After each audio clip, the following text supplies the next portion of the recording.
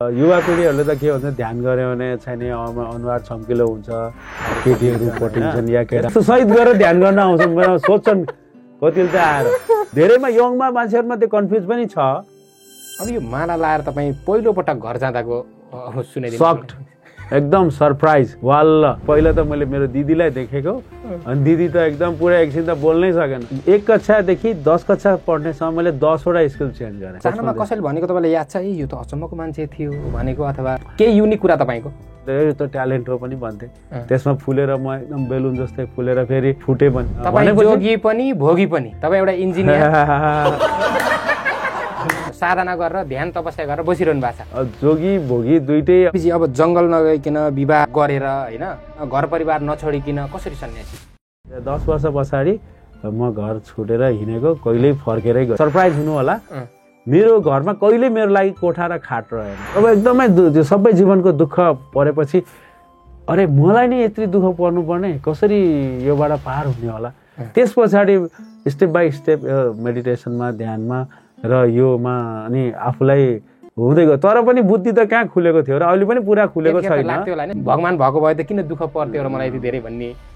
जतिखेर तपाईँ युवा हुनुहुन्थ्यो त्यस्तै चाहिँ अहिलेको नयाँ पिँढीमा के छ भन्दाखेरि म बुढो भइसकेको छैन। जतिखेर म युवा हुनुहुन्थ्यो होइन म आई एम स्टिल यङ। 10 रुपियाँ कमायो 20 रुपियाँ कमायो भने उसले बिस्कुट किन्यो भने बिस्कुट आउँछ। तपाईँ बसेर ध्यान गर्नु भने तपाईँले के पाउनु? ध्यान के को लागि गर्नु? अन्ततको त हामी आनन्दको खोजीमा छौँ। पैसा कमाएर आनन्द हुन्छ कि सेक्स गरेर आनन्द हुन्छ कि नाम प्रतिष्ठा इज्जत कमाएर आनन्द हुन्छ कि पावरमा बसेर आनन्द हुन्छ कि भनेर मान्छेहरू त्यसको दौडमा भइरहेछन्। पैसा कमाउनेले सेक्स खोजिरहेछ, सेक्स खोज्नेले फेरि प्रतिष्ठा र पद खोजिरहेछ। त्यहाँ पुगिसके पछाडि त्यो लेभलमा पुगिसके पछाडि जहाँबाट माथि जाने ठाउँै छैन त्यहाँ पुगिसके पछाडि उनीहरूको मन बेचैनी छ, विक्षिप्तता छ, अझै के खोज्या के नपा भन्ने छ। त्यो लेभलमा पुगिसके पछाडिको मान्छे पनि साधना गरेर पनि बल्ल आनन्द भेटाउँछ भन्ने खालको कुरा चाहिँ सुनेको मैले। भौतिक रूपमा सक्सेस देखिन्छन्, हरेकको जिन्दगीको पछाडि पनि बहुत दुःख छ। एलन मस्कको बारेमा कुरा गर्दाखेरि तर के उसको छोरीले 2 वर्ष अगाडि अदालतमा मुद्दा हाली। कारण मलाई यो एलन मस्कको जुन नाम छ मेरो नाममा मक्स हटाइदेऊ, म चाहदिन। अदालतको एटर्नीले सोध्यो किन तिमीले चाहदैन, तिम्रो बुवा संसारको सबभन्दा धनी मान्छे हो। उसले भन्यो तपाईँको आँखा अगाडि धनी छ, म उसको गरिबी मैले देखिरहेको छु। ऊ बिल गेट्सबाट डिभोर्स गरे उसले, मतलब छोराले डिभोर्स माग्यो कि I don't want to be part of his होइन फ्यामिली। अदालतको उसले सोध्यो अरे त्यो बेला बिल गेट्स नम्बर 1 धनी थियो। उसले भने तपाईँले बिल गेट्सको त धन मात्रै देख्नुपर्छ, बिल गेट्स कस्तो छ त मैले घरमा मैले देखाएको छु। बिल गेट्सको श्रीमतीले पनि डिभोर्स गरी 2 वर्ष अगाडि जति। हेर्नुहोस् हरेक सक्सेसफुल मान्छे देखिन्छ बाहिर समाजमा, तर उसको भित्रपट्टिको दुःख पीडा त्यो सम्पत्तिले त त्यो खुसी आनन्द दिँदैन। दिने भए त उनीहरू नम्बर 1 धनी मान्छे थिए। किन यिनीहरूको जिन्दगीको नजिकको मान्छेहरूले यिनीहरूलाई त्याग गरे त? नरेन्द्र मोदी जो भारतको प्रधानमन्त्री हुनुहुन्छ उहाँले बिहान हरेक दिन योगा र सुत्नुभन्दा अगाडि मेडिटेसन। सबैलाई सबैको कल्याण होस्, सर्वे भवन्तु सुखिन सर्वे सन्तु निरामया सर्वे भद्राणि पश्यन्तु मा कसित दुःख भागवत हैन जो उपनिषद। अब संस्कृत श्लोक भन्नु कति बल्दै माला भिर्ने यो विदेशी संस्कार हो, हाम्रो हिन्दू धर्म होइन भन्ने खालको कुरा पनि गर्छन् क्या। तपाईँको संस्कृतिले त्यसको उत्तर दिइसक्यो होइन? अब हेर्नुहोस् यो नबुझ्ने मान्छेको लागि हो। यो पूर्वीय संस्कृति त आध्यात्मको मान्छेहरूको लागि त एउटा राजधानी हो, उद्गम बिन्दु। तपाईँ पागल हो कि महापागल? गुरुको प्रेम। स्वामीजी प्रणाम। प्रणाम जीवनजी। स्वामीजीलाई टिकटकमा एकदम नाचिरहेको मैले मात्र होइन सबैले देखिरहेको छ होइन? त्यो नाच्ने र त्यो रमाइलो पाराले सबैको मनमा पसेको योगानन्द स्वामीसँग आज म गफ गर्दैछु होइन? खास को योगानन्द स्वामीजी? तपाईँको बचपनदेखिको कुरा सुनाइदिनु। जिन्दगीमा आफ्नो बयान आफै गर्नु त त्यति राम्रो हुँदैन, किनभने म त्यस्तो अकिञ्चन मान्छे जसको खास भन्यो भने म भित्रबाट भन्ने हो भने त्यति ठुलो वर्णन गर्न लायक मान्छे हुँदै। स्वामी आनन्द अरुणजीको कृपाले ओशोको सन्यासमा दीक्षित भएपछि मात्रै जीवनको खुसी आनन्द र एउटा बाँच्ने कला हामीले सिक्न पाएँ। त्यो टिकटकमा नाच पनि त्यही एउटा ओशोको शिक्षण स्वामीजीको प्रेरणाको एउटा प्रतिफलन मात्रै हो। त्यो त मैले भर्खर भूमिका बाँध्नलाई भने तपाईँभित्र धेरै विराट छ, त्यो जुन समुद्रभित्रबाट अब त्यहाँ मोती निकाल्नु पर्ने छ होइन? बिस्तारै कुरा आउला। तपाईँको बचपन कसरी बित्यो स्वामीजी? बचपन मेरो रमाइलो थियो। सिधै भन्ने हो भने अब एउटा मुखिया खानदानमा हामी जन्मेको गाउँको जमिनदार नै थियो। अब गाउँको जमिनदार जस्तो सुकै भए पनि अब होइन गाउँमा एउटा सबैको रुतबा हुन्छ र मेरो बुवा पनि पत्रकार महासङ्घको चाहिँ कास्की जिल्लाको संस्थापक अध्यक्ष, पिएन क्याम्पसको लेक्चरर। जीवनमा चाहिँ खास भौतिक रूपमा त्यस्तो दुःख चाहिँ पारिवारिक रूपमा थिएन र खुसी आनन्दित नै बाँचेको हो। तर मेरो आफ्नै कर्महरूले, मेरो आफ्नै बुद्धि नभएको बेलामा जति गरिन्छ नि गल्तीहरूले, मैले जीवनमा दुःख पनि यति ठुलो पाएँ कि जीवनमा मैले गरेको सङ्घर्ष, अब धेरैले गरे हुन्छ, आफ्नो सङ्घर्ष त आफूलाई ठुलो लाग्छ, तर पनि धेरै कम मान्छेहरूले जस्तो एउटा भौतिक रूपमा सुखी जीवन हुँदाहुँदै पनि एकदम निकृष्ट रूपमा चाहिँ नै सङ्घर्ष गर्नु परेको अनुभव पनि छ। अनि पढाइ चाहिँ कहाँ पढ्नुभयो यो लेभलसम्म? अब यो पनि एकदम मान्छे साथीहरूलाई फनी लाग्छ, दर्शकहरूलाई। 1 कक्षादेखि 10 कक्षा पढ्नेसम्म मैले 10वटा स्कुल चेन्ज गरेँ। सबैले चेन्ज गर्दैन। परिस्थिति कस्तो भयो भने मैले 10वटा पछाडि एसएलसी भ्याएँ। भन्ने हो भने म जन्मेपछि खास घरमै बसेको छैन। 6 महिना हुँदाखेरि म गाउँमा जन्मेको स्याङ्जाको। बुवा आमाले चाहिँ 6 महिनापछि पोखरा ल्याउनु भयो। अनि पोखरामा आएपछि म 2 वर्षमा एउटा स्कुलमा भर्ना भएँ। फेरि गाउँमा लगिदिनु भयो, त्यहाँ भर्ना भएँ। फेरि त्यहाँ 2-4 महिनामा चाहिँ मलाई चाहिँ भैरवा बुवा कलेज पढाउनु थाल्नु भयो, भैरवा गएँ। फेरि मामा घरमा ल्याएर राख्नुभयो, फेरि गाउँमा गएँ, फेरि पोखरा। अनि स्कुल फेरि गण्डकी बोर्डिङ स्कुलमा पनि गएँ। अनि त्यसपछि फेरि गण्डकी बोर्डिङ स्कुलमा पनि मैले आफ्नो चाहिँ अब त्यो बेलाको अब भनिहालेँ, आफूले सानोतिनो गल्तीहरू गर्ने विद्यार्थी, राम्रै विद्यार्थी हो। मलाई मान्छेहरूले यो त ट्यालेन्ट हो पनि भन्थे। त्यसमा फुलेर म एकदम बेलुन जस्तै फुलेर फेरि आफ्नो ट्यालेन्टको घमण्डमा फुटे पनि। गर्दा 10 कक्षासम्म गर्दा 10वटा स्कुल गयो। अनि के फर्स्ट सेकेन्ड भइराख्नुहुन्थ्यो कि के थियो? फर्स्ट सेकेन्ड थर्ड म धेरै समय हुन्थेँ। अनि र बाइ द वे मलाई के भन्थ्यो भने यसले नपढे पनि यो गरिहाल्छ, त्यही घमण्डमा मैले धेरै बिगारेँ। तपाईँ बढी चलाक धूर्त हुनुभयो क्या हो स्कुलमा चेन्ज गरे? धूर्त थिएन, धूर्त चाहिँ म कहिल्यै थिएन भन्नु पर्यो, तर चञ्चले चाहिँ हो। धूर्त मैले अरूलाई जानी दुःख दिनुपर्छ भनेर बचपनमा चाहिँ देखि कहिल्यै आएन र त्यो आजसम्म पनि हृदयमा छैन। अब स्कुल चेन्ज गर्ने कारण बुवाहरूको कामले गर्दा फरक ठाउँमा जानुपर्ने कि? त्यो पनि भयो। मेरो आफ्नो कारणले पनि 1-2टा स्कुलहरू चेन्ज गरेँ। बुवाको कारणले म कहिले पनि एक ठाउँमा टिक्नै पाइनँ कि। सानोमा कसैले भनेको तपाईँलाई याद छ यो त अचम्मको मान्छे थियो भनेको, अथवा हुन्छ त्यस्तै हल्ला गरेको, अथवा केही युनिक कुरा तपाईँको जुन सानोमा? यही भने मलाई यो चाहिँ नि एकदम ट्यालेन्ट छ भन्थ्यो। अनि मलाई एकदम घमण्ड लाग्थ्यो। त्यो ट्यालेन्टसीको घमण्डले मैले धेरै दुःख पाएको छु। त्यो मलाई बचपनमा मलाई एक्स्ट्रा अर्डिनरी बनाएर जसले भने नि, उनीहरूको पताएर म जति घमण्ड गरेँ, 1 कक्षादेखि 10 कक्षासम्म जाँदाखेरि मैले बिचमा धेरै कतिचोटि फेल पनि खाएँ। त्यो फेल खाँदै फेरि त्यो स्कुल छोडेर अर्को स्कुलमा जानु पर्यो। अनि कलेज पढ्न थालेँ, एसएलसी पछाडि साइन्स पढ्न थालेँ। त्यहाँ पनि सानो उमेरमा, म त 13 वर्षमा एसएलसी दिएको, पास गरिसकेका थिएँ। अनि त्यहाँ पनि कच्चा मान्छे, यो ट्यालेन्ट छ, त्यो घमण्डले चाहिँ म कलेजमा गएर पनि फेल खाएँ। फेरि म त्यहाँबाट अर्को गएर अर्को ओभरसियर पढ्न थालेँ इन्जिनियरिङ। त्यहाँ पनि मैले स्कलरसिप खाएँ, राम्रो नम्बर ल्याएको थिएँ। फेरि त्यसपछि त्यसकै घमण्ड आयो। फेरि कलेजमै मलाई चाहिँ नि रेस्ट्रिकेट पनि हुनु पर्यो बाइ द वे आफ्नो गल्तीले। त्यसपछि फेरि मैले इन्जिनियरिङ छोडेर म बम्बे गएँ, आफ्नो सङ्घर्ष गरेँ। त्यो बेला चाहिँ म 16 वर्षको थिएँ। फेरि फर्केर आएर फेरि कन्टिन्यू गरेँ, पास गरेँ। अब सुनायो भने यो फन्नी जस्तो लाग्ने, तर मेरो जिन्दगी चाहिँ एकदम उतार चढावको पढाइ छ। तर मेरो भित्र जहिले पनि कन्फिडेन्स थियो कि मैले पढेको विषय पास गर्न सक्छु। र आज मेरो हातमा इन्जिनियरिङको डिग्री पनि छ। मैले 20 वर्ष प्लस सक्सेसफुल इन्जिनियर भएर जागिर पनि खाएँ होइन। जोगी पनि भोगी पनि तपाईँ एउटा इन्जिनियर साधना गरेर ध्यान तपस्या गरेर बसिरहनु भएको छ होइन? जोगी भोगी दुइटै अब ओशोले त भन्नुभएकै छ त। जो मैले बनाएको जो पनि मेरो नवसन्यासी छ, उसले हात मागेर खाँदैन र उसले आफ्नो लागि पनि कमाउँछ, आफ्नो आश्रित व्यक्तिहरूको लागि कमाउँछ, सँगसँगै आफ्नो आन्तरिक साधना गर्छ। हाम्रो बोधिसत्व स्वामी आनन्द अरुणजीले भनिरहनु भएको छ नि, तपाईँ आफै स्वामीजीको यत्रो निकटको शिष्य हुनुहुन्छ।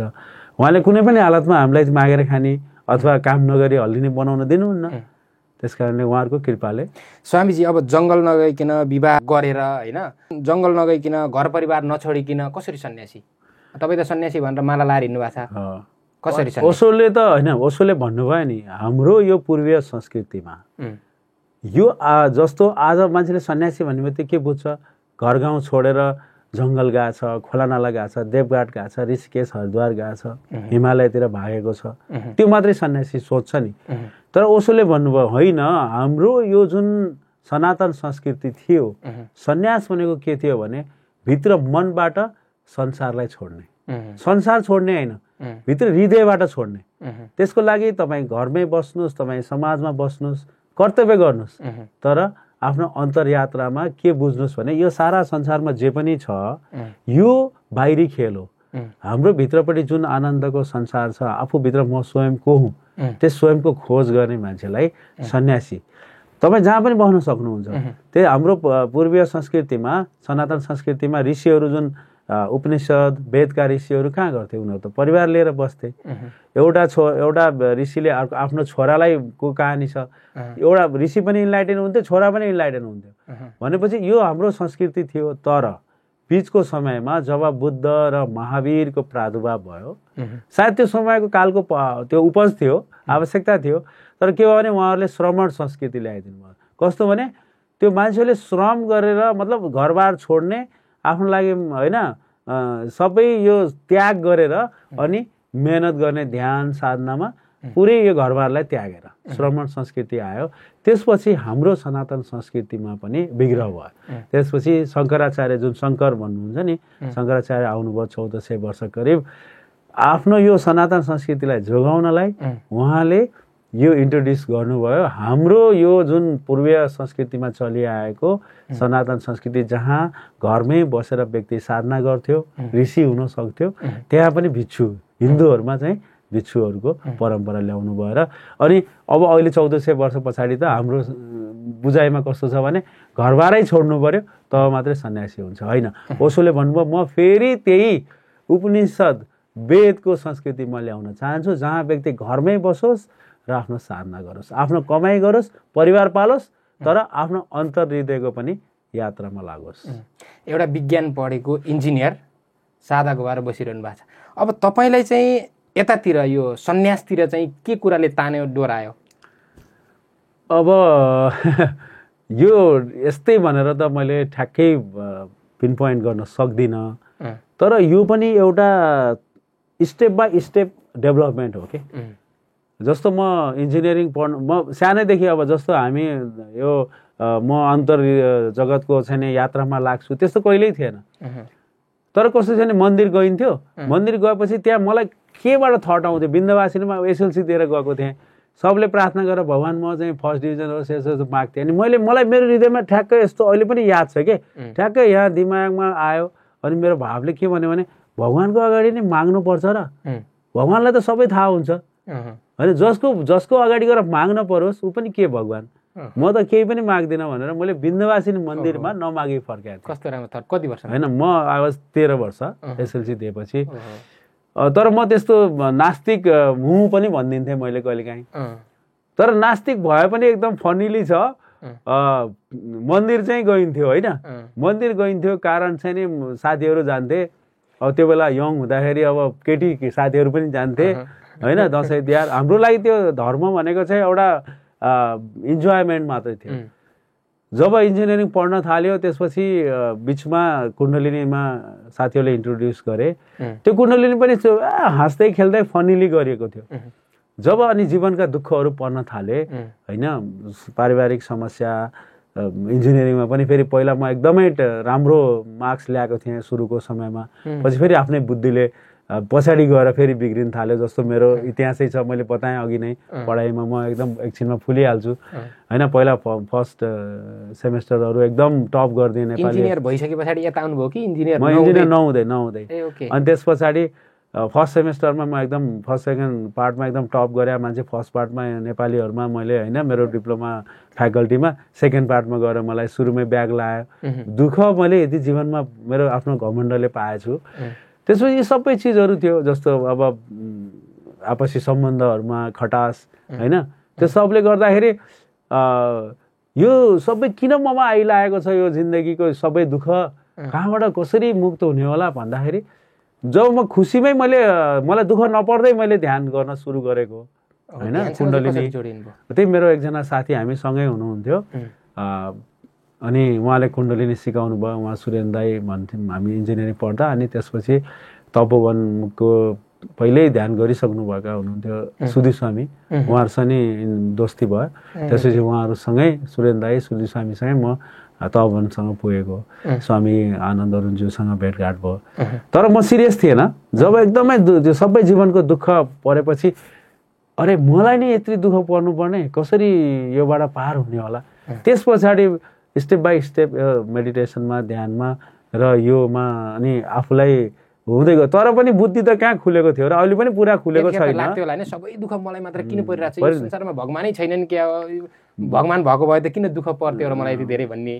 भगवानको बारेमा मैले धेरै सोचेन। मैले भने नि पहिला मलाई जुन विन्ध्यवासिनी मन्दिरमा एउटा दिमागमा आएको थियो, भगवानलाई त के भन्नुपर्छ र होइन, उसलाई भए त सबै थाहा हुन्छ। त्यसपछि मैले कहिले भगवान भए पनि नभए नि भन्ने दिमागमा आएन। तर के भने योबाट मुक्तिको रास्ता चाहिँ नि ओसो हुनुहुन्छ भनेर उहाँहरूले मलाई साथमा लगेपछि त्यसको लागि म उहाँहरूप्रति कृतज्ञ छु। तपाईँ ओसोसँग अथवा यो तपोवनमा आउने, आश्रममा आउने बेला त बाहिर के थियो भन्नु जाँदाखेरि हल्ला एकदमै ओसो सेक्स गुरु हो, यो हो, त्यहाँ जान हुन्न, के गर्नु भनेर यो समाजमा एउटा ओसोलाई खेदिरहेको अथवा ओसोलाई नबुझेको, तपाईँलाई नबुझेको अवस्था थियो। त्यो बेलामा पनि तपाईँ जानुभयो, घर परिवारले के भने, तपाईँलाई कस्तो लाग्यो बताइदिनु न त्यो अलिकति। मेरो त अब परिवार त सक्ड भयो होइन। जब मैले चाहिँ दीक्षा लिने बेलामा पनि मैले उहाँहरूलाई नभनिकन लुकेर लिएको, किन उहाँहरू त डराउँथ्यो। अनि जब मैले माला लाएर पुरा तपोवनबाट आएँ होइन, म 22-23 वर्षको बल्ल भर्खरको यङ, अझै इन्जिनियरिङ पास गरिसकेका थिएन, सङ्घर्षरत थिएँ। अनि उहाँहरू पुरै सक्ड हुनुभयो। सक पनि अब ला यो त जोगी हुने भयो होइन, 4-5जना दाजुभाइ दिदीबहिनीहरू। अनि मैले माला लाएर हिँड्न थालेपछि त तेरो कारणले गर्दा भाइ बहिनीहरूको बिहा नहुने भयो होइन। उहाँहरू एकदम मलाई बुवाले मेनली भनिराख्नुहुन्थ्यो। अनि एउटा फन्नी छ, तपाईँले कुरा उठाइहाल्नुभयो सेक्स गुरुको कुरा। मेरो बुवा त पत्रकार महासङ्घको सदस्य भयो, आफै अध्यक्ष भएकोले उहाँलाई ओसोको बारेमा अलिअलि बाहिरी सतही रूपमा त जानकारी थियो नै। कुन जिल्ला, लमजुङको होइन, यहीँ कास्कीको। के अनि उहाँलाई चाहिँ नि अलि एउटा इन्सिडेन्ट पनि परेको थियो। पहिला जो हामीभन्दा अगाडि पोखरामा आश्रम बनाउने मित्रहरूले उहाँहरूलाई लगेर अलि राम्रो ट्रिट गरेनन् कि, त्यसले गर्दा नि उहाँ नेगेटिभ हुनुहुन्थ्यो र त्यो छाप उहाँको भित्र जहिले नै थियो। अनि उहाँलाई ओसो भनेको सेक्स गुरु नै हो भन्ने चाहिँ नै पारेका थिए। अनि मैले चाहिँ नि सम्भोग से समाधि की ओर, युवक और यौन भन्ने किताब चाहिँ मैले आफ्नो टेबलमा राख्थेँ पढ्नलाई। अनि मेरो बुवा आएर जहिले पनि मलाई कोठामा गयो जहिले पनि त्यसको पल्टाएर राखिदिन्थ्यो कसैले। अनि म चाहिँ नि यो कसले गर्छ, यो खालि किताब चाहिँ नि युवक और यौन पल्टाइदिन्छ। अब त्यो यौन शब्द सम्मुख से समाधि की ओर कति हाम्रो समाजमा ट्याबु के, कति त्यो मान्छेले सुन्न नसक्ने, सहन नसक्ने थियो भनेर। अनि प्रत्येकचोटि त्यो भएपछि त घरमा कसले गरिरहेको छ म हेर्छु भनेर म लुकेर हेरेँ। पछि त मैले पल्टाएर राखेँ अनि लुकेर हेरेँ। पछि त मेरो बुवाले त्यसलाई पुरा टाइटल पल्टाएर राखिराख्नु भएको थियो। अनि गएर आमालाई भन्नुहुँदै हुन्थ्यो, यो यस्तो भाइ बहिनीहरू छ घरमा, उसले यौनको किताब पढिरहेछ भनेर। मलाई त त्यो यादै छैन कि यौनको किताब पढ्न हुने नहुने होइन। तर अब त्यो यौन शब्दलाई जस्तो ट्याबु बनाइएको थियो, अब हाम्रो नबुझ्दाखेरि मनमा यौन शब्द सुन्न नहुने। तर हामी यौनबाटै जन्मेको हो, यौन नभइकन मातापिताको यौन नभइकन हामी आएको छैन। त्यो कुरा बोल्न पनि नसकिने समाज अहिले पनि छ। भित्र त यौनको त्यस्तै छ। मान्छे स्वामीजीले भन्नुहुन्छ नि त, अमेरिकामा पनि त्यस्तै छ, युकेमा पनि त्यस्तै छ। सारा समाजमा भन्दा बाहिर देखाउँदा मात्रै हो, भित्र यौन पुरै कुण्ठित छ होइन, दमित छ। र मौका पाएको बेलामा यौनले यस्तो चाहिँ प्रारूप देखाउँछ कि कुनै पनि देशमा बलात्कार नभएको ठाउँ छैन, कुनै पनि देशमा महिलाहरूले हिंसा नपाएको ठाउँ छैन होइन।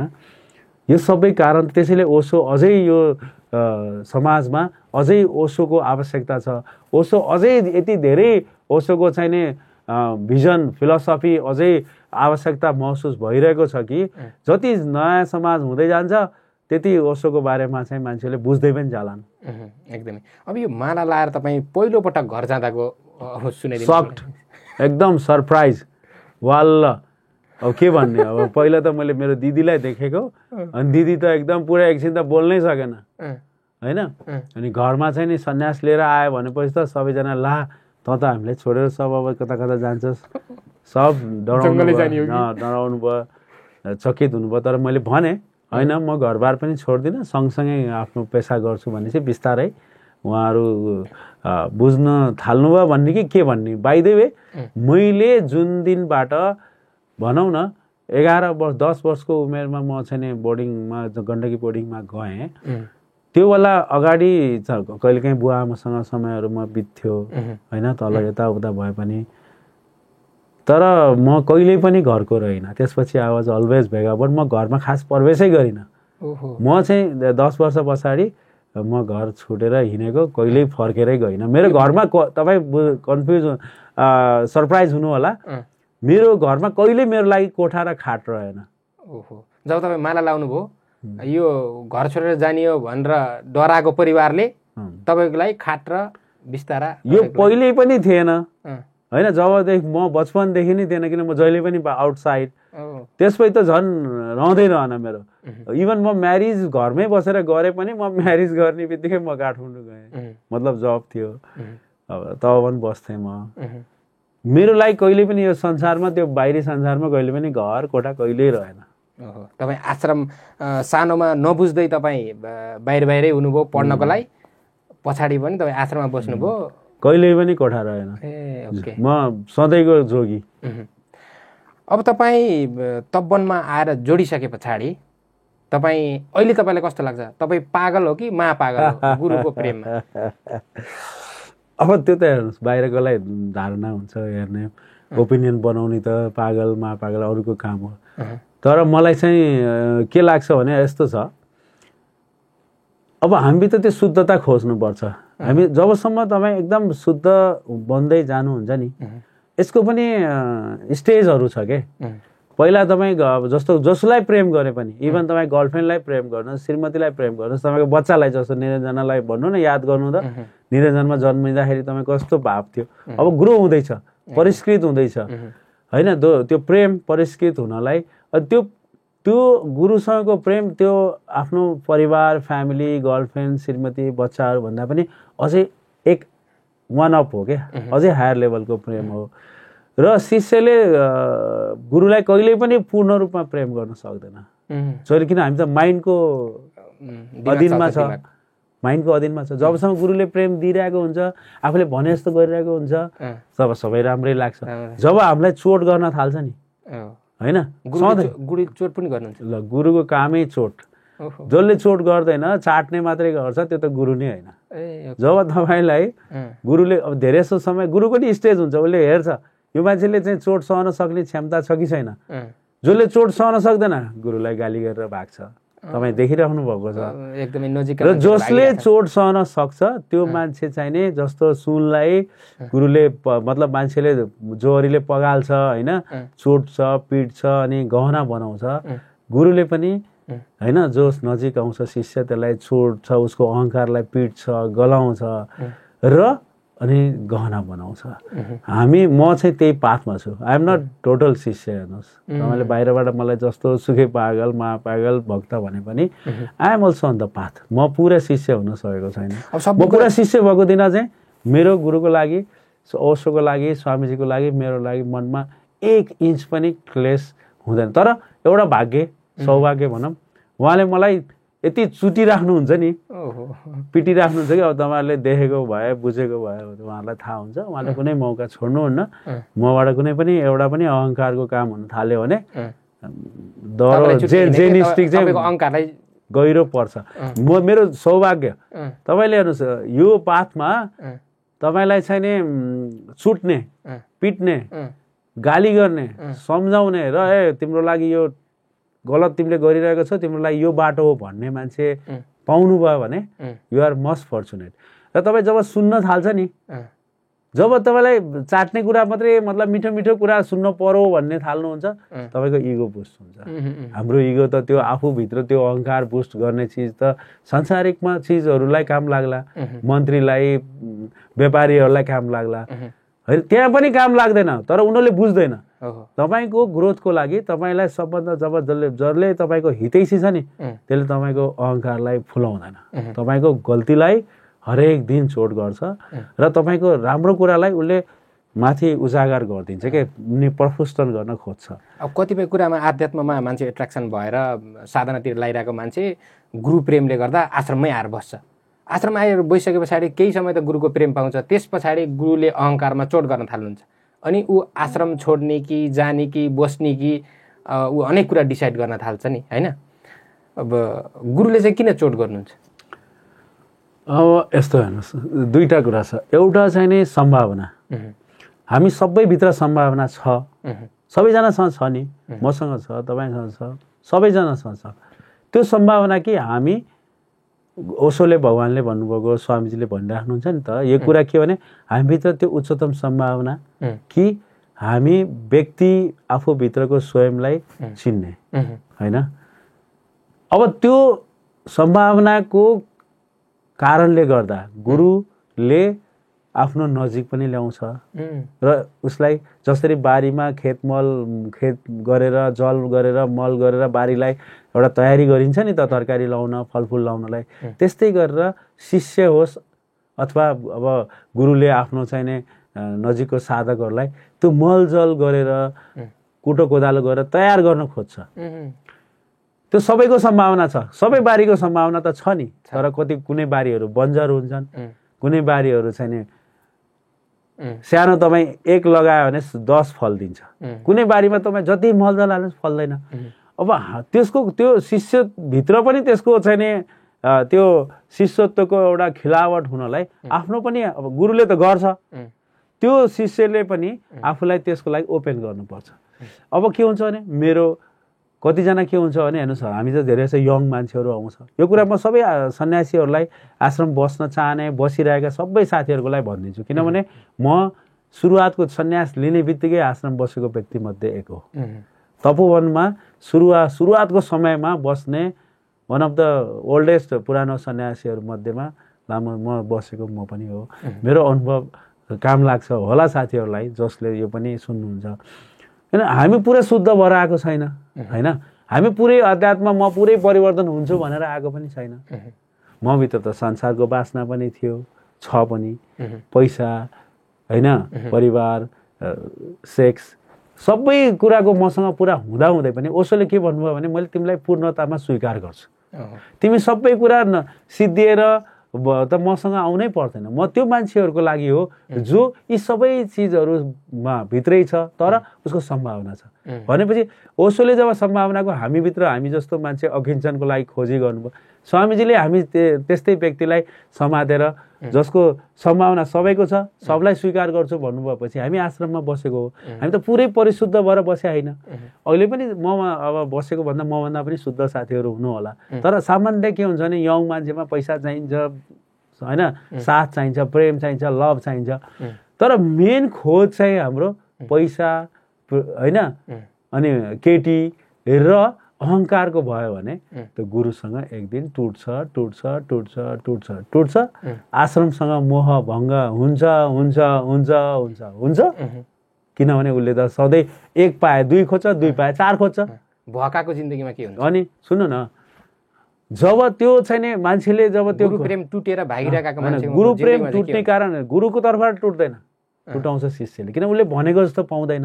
गुरुबाट पनि गुरुले जब परीक्षा लिन थाल्नुहुन्छ तब अहङ्कार, उसले जहिले पनि गुरुसँग अहङ्कारको फुलफिलमेन्ट खोजिरहेको हुन्छ, माया खोजिरहेको छ, पैसा खोजिरहेको छ, गुरुले मेरोलाई सबै व्यवस्था गराइदियोस्। जुन दिन पनि गुरुले त अब हेर्छ नि त, यो मान्छे जब एकदमै लाइनबाट बाहिर जान थाल्यो भनेपछि गुरुले त उसलाई सम्झाउन खोज्छ, बुझाउन खोज्छ र त्यो जुन परम प्राप्तिको खोजी छ त्यसबाट त गुरुले विमुख गराउँदैन नि त। ओशोले त पैसा पनि दिनुहुन्छ, आध्यात्म पनि दिनुहुन्छ, सँगसँगै त्यो दुइटै कुराको ब्यालेन्स खोज्नुहुन्छ नि। अब हामी चाहिँ नि आध्यात्मलाई छोडेर केटी पैसा मोज मस्तीतिर हिँड्न थाल्यो भने सम्झाउने काम त गुरुको हो। स्वामीजीले सम्झाउनुहुन्छ या अरू कोही तपाईँले सम्झाउने व्यक्ति पायो भने उसको कुरा सुन्नुहोस्। जब मान्छे आफ्नै अहङ्कार आफ्नै फुलफिलमेन्ट र मै हो, अब अलिअलि ध्यान थोरै अलिअलि झुम्म हुन थाल्यो भने ल मलाई त आकाशबाट फुलै बर्सिन थाल्यो, इनर्जी हुन थाल्यो, म त अब एकदम गुरु नै भइसकेँ, सानो ध्यान हुन थाल्यो भने आफूलाई होइन स्वामीजी भन्दा ठुलो ध्यान ठान्ने। त्यस पछाडि गुरुले पनि जब यसको सीमाभन्दा ओसोले चाहिँ पनि भन्नुपर्छ नि त, जबसम्म तिम्रो चाहिँ नि होइन म भित्रपट्टि मैले तिमीलाई यो ग्रोथ भइरहेछ भन्ने ठान्छु तबसम्म गर्छु, जब तिम्रो ग्रोथै हुँदैन भनेपछि म छोडिदिन्छु। स्वामीजीले त्यही ओसोको त्यही जुन कुरा ओसोले भनिराख्नुपर्छ त्यसलाई हाम्रो अगाडि चरितार्थ गरिरहनु भएको छ।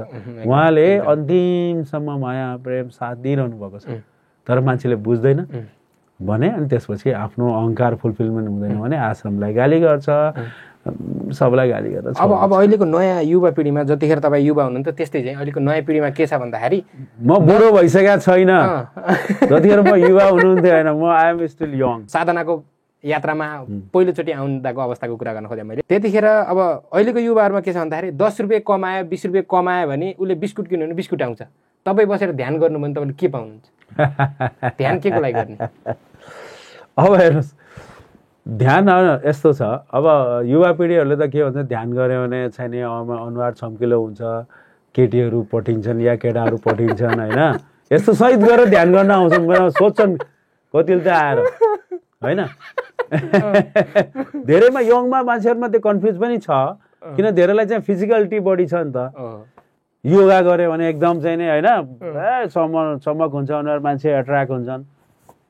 यो एकदमै तल्लो निकृष्ट तहको ध्यान हो होइन।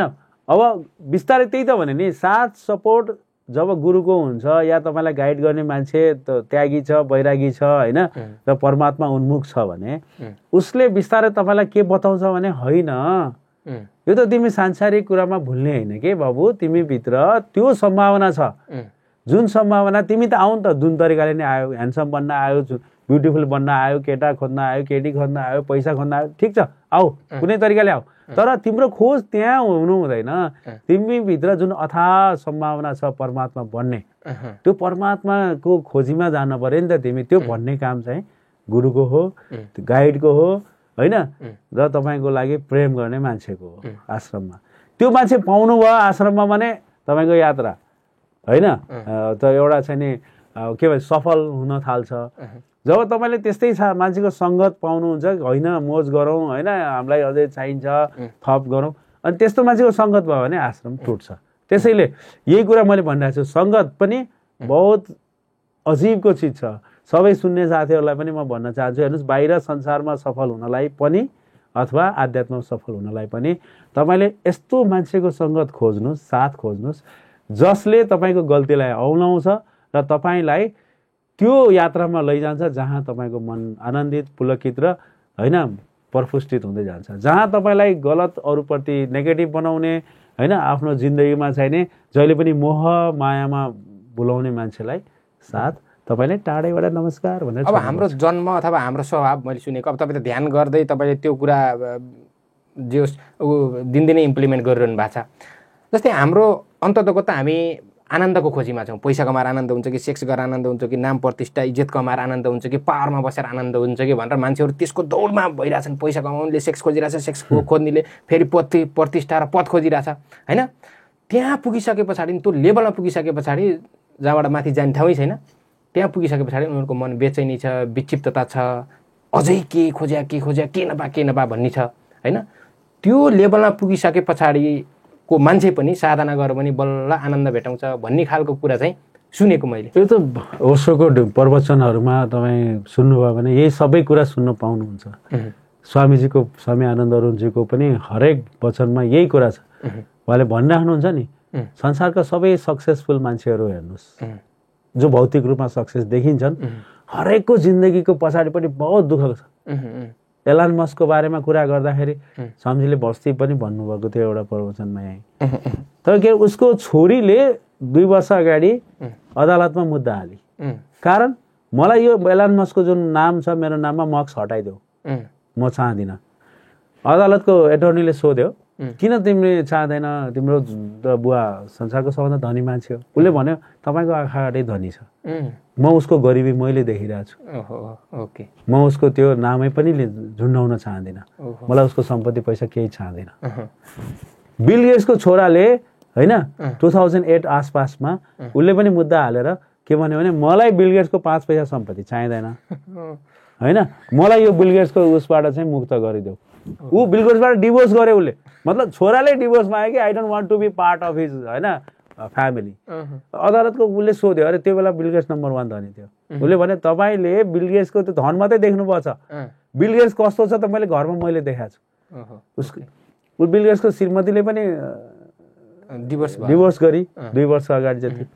हेर्नुहोस्, हरेक सक्सेसफुल मान्छे देखिन्छ बाहिर समाजमा, तर उसको भित्रपट्टिको दुःख पीडा त्यो सम्पत्तिले त त्यो खुसी आनन्द दिँदैन। दिने भए त उनीहरू नम्बर 1 धनी मान्छे थिए, किन यिनीहरूको जिन्दगीको नजिकको मान्छेहरूले यिनीहरूलाई त्याग गरे त? कारण त्यही जुन ओशोले भनिराख्नु भएको थियो, स्वामीजीले भनिराख्नु भएको छ, जबसम्म हामी आफ्नो स्वयंको भित्रको त्यो सत्ता, त्यो खोज, त्यो आनन्द त्यसमा परितृप्ति हुन थाल्दैन, बाहिरको जेसुकै भए पनि हुँदो रहेछ भनेपछि आनन्द ध्यान साधनामा मेडिटेसनले नै ल्याउँछ। तर ओशो फेरि त्यो ध्यान मात्रै गरेर होइन डुब्ने भनेर भन्नुहुन्न। ओशोले भन्नुभयो नि भौतिक चिजलाई पनि नकार्न पाइँदैन, किनभने तिम्रो लागि यो संसारमा कसले पैसा ल्याइदिन्छ? भात पकाउनु पर्यो, दाल कमाउनु पर्यो, कपडा लगाउनु पर्यो होइन, तिम्रो लागि त तिमी आफैले कमाउनु पर्यो। मागेर तिमी खाने सन्यासी मलाई चाहिँदैन। मेरो लागि भौतिक र आध्यात्म दुईटैको ब्यालेन्स लाने सन्यासी। त्यसैले जोरबहादुर बुद्ध भन्नुभयो होइन, जोरबहादुर बुद्ध भनेको भौतिकमा पनि त्यति नै आफ्नो मेहनत गर्ने, त्यो सक्सेस हुने बेला नम्बर 1 धनी हुनु पर्दैन, आफ्नो लागि आवश्यकता सबै आफै जुटाउने। जोरबहादुर बुद्ध ओशोको यो फिलोसफी हो जुन अब अहिलेको समाजमा चाहिन्छ।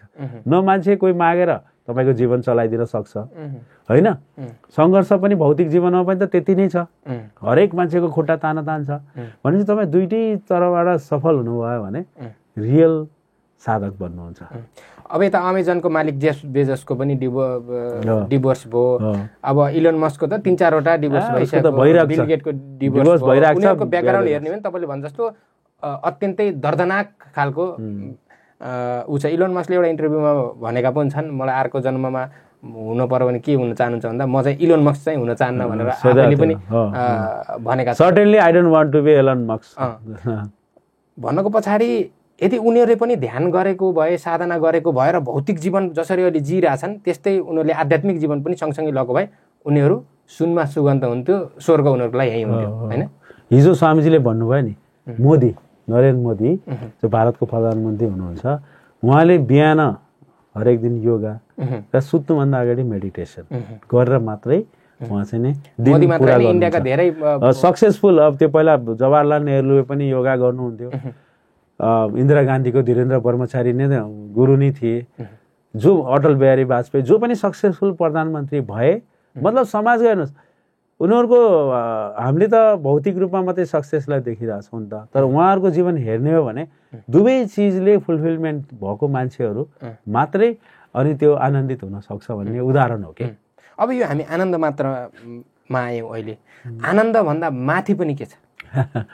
जुन कुरा अरुण स्वामीजीले ओशोले भनिरहनु भएको छ त्यो तपाईँले सुनिरहनु भएको छ, यद्यपि तपाईँ त्यो स्टेजमा नपुग्नु भयो होला, तर त्यस पछाडि पनि माथिको खोज हो होइन आध्यात्म के?